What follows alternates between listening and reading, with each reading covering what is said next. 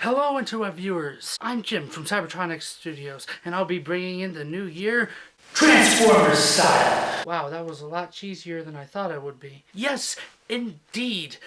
If you couldn't tell already, I'm a Transformers guy. So to bring in 2014, I'll be doing a whopping 2 Transformers videos this week. This is one of them. Pretty much there's this Twitter thing going around called the TF13 of 2013, and what that pretty much is it's a top 13 list of Transformers that I've gotten this year. Not that came out necessarily, but that I have gotten this year. So let's get started.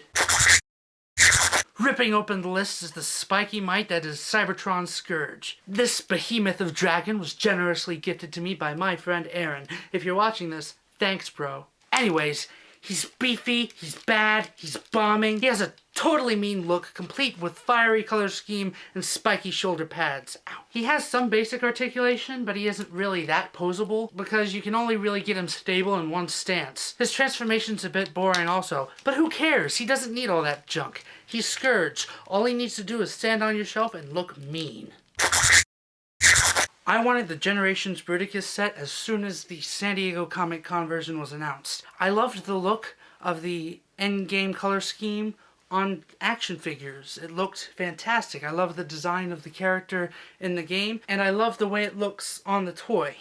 And I really wanted that Comic-Con version. Unfortunately, the retail version came in some weird, non-accurate colors, and I didn't want that. So the next best thing for me was the Generation 2 Bruticus set, which is really nice. I enjoy it, and it satisfied me, sort of. It sort of satisfied me. It satisfied me until now. What we have here is the Platinum Edition Bruticus set. It's pretty much the same colors as the Comic-Con set. It's game accurate, it looks fantastic, and I really enjoy it. He's kind of disproportionate with the arms and legs, especially with such a small torso being a deluxe class figure instead of a Voyager class figure. And the individual robots aren't really that spectacular, so they're not on the list. It's only the combined mode of Bruticus. Even though his construction isn't that great, and he's not really that playable or posable, he looks fantastic.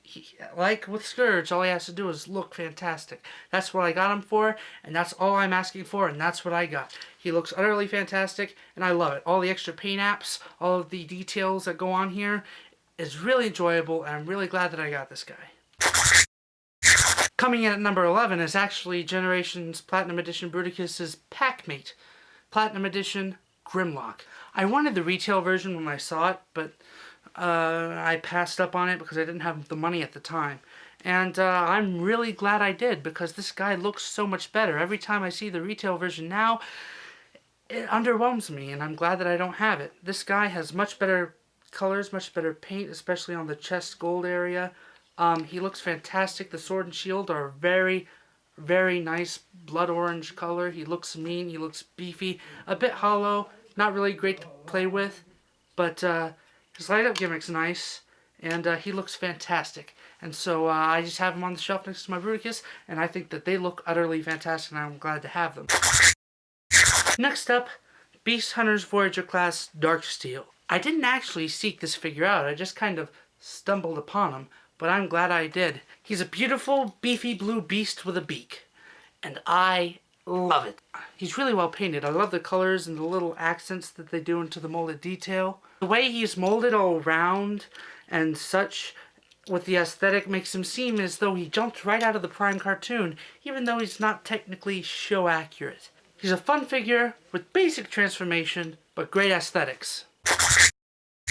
The next figure is one that I was kind of uncertain about. This is Platinum Edition Ultra Magnus. I was kind of wary with the asking price and with the whole being made of a weaponizer Prime thing going on, but he is 100% worth it for the robot mode.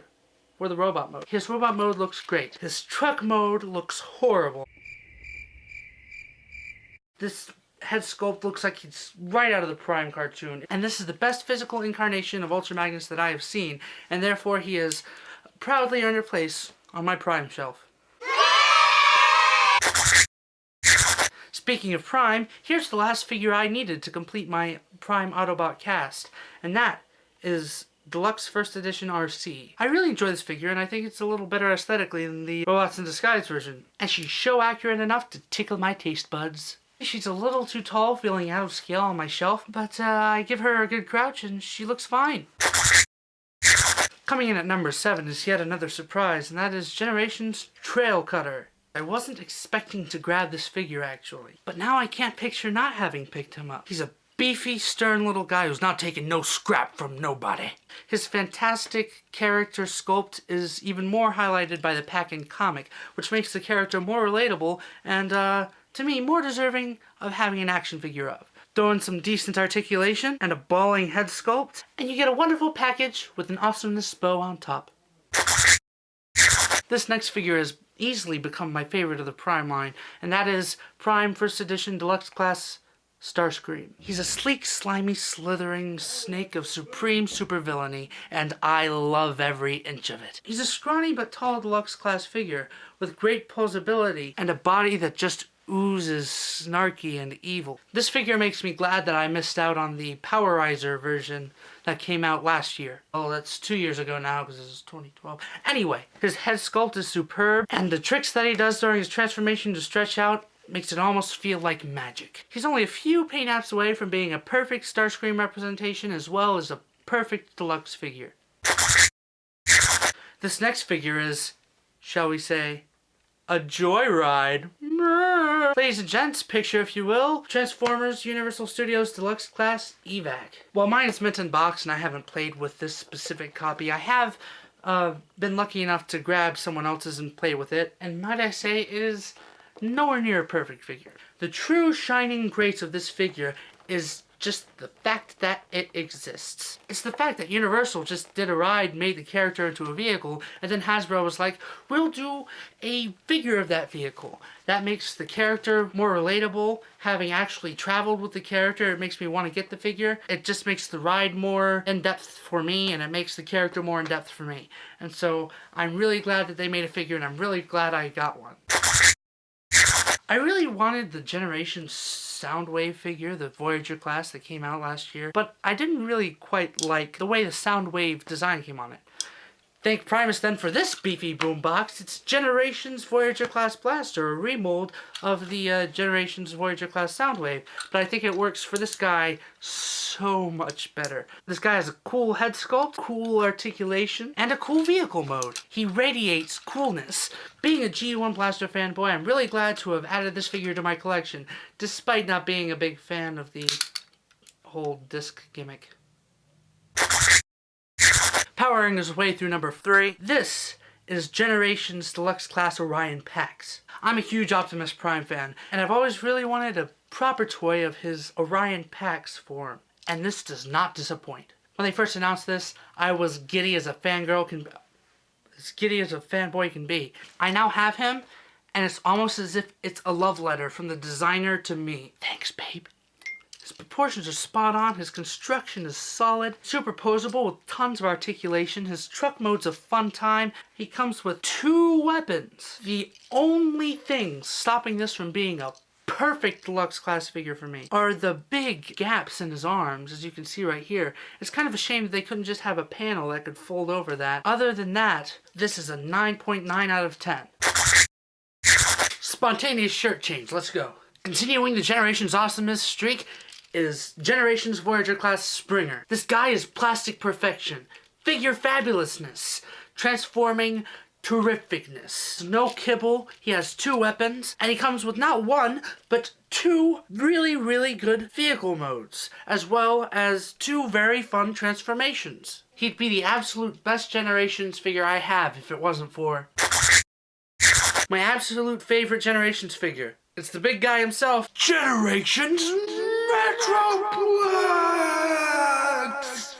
He towers above everything I have. Heck, even my Unicron only comes out to about his waist. He's beefy, he has 2 okay alternate modes and 1 really amazing robot mode. Every single nook and cranny of this guy has some sort of secret compartment or weapon. And, that sticker sheet, which some people might hate. I found the sticker sheet a great addition, giving me a sense of accomplishment and making the figure feel uniquely mine. And there you go, my top 13 Transformers that I got in the year 2013. A couple of honorable mentions that didn't quite make the list are G1 Blaster, Kreon Defensor, and Generations Legion class Scamper, who's quite possibly the best Legion class figure I've ever gotten. And there you go. Do you have any favorite Transformers figure or any favorite figure of any other toy line? Let me know in the comments below. My next Transformers video should be a collection tour, which should be up, and the annotation will be right here. Boo. Anyway, I'm Jim from Cybertronic Studios. Thank you for watching this video, and I am out. Ooh.